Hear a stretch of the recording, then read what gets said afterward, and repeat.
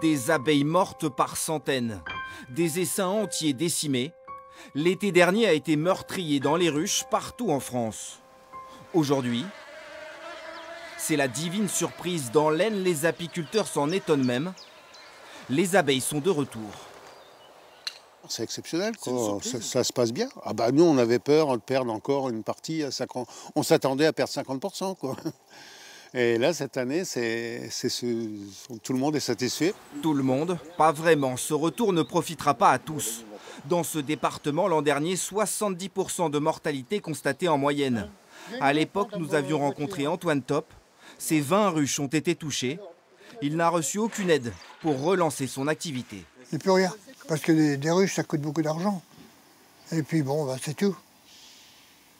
Comme naturellement, on n'est pas les gros, on a notre retraite, qu'on va dire. C'était un petit job. Ce petit job, eh ben, il y en a qui font du vélo, il y en a qui font de la marche. Moi, j'aimais les abeilles, c'est tout. Mais pourquoi ces abeilles ont-elles disparu et pourquoi reviennent-elles aujourd'hui? Les Picards ne sont pas les seuls à s'interroger. À des centaines de kilomètres de là, en Bretagne, des ruches pleines et aucune explication. Les apiculteurs bretons vont financer une étude indépendante pour comprendre. Dans l'Aisne, on espère aussi des analyses sérieuses de la part de l'État.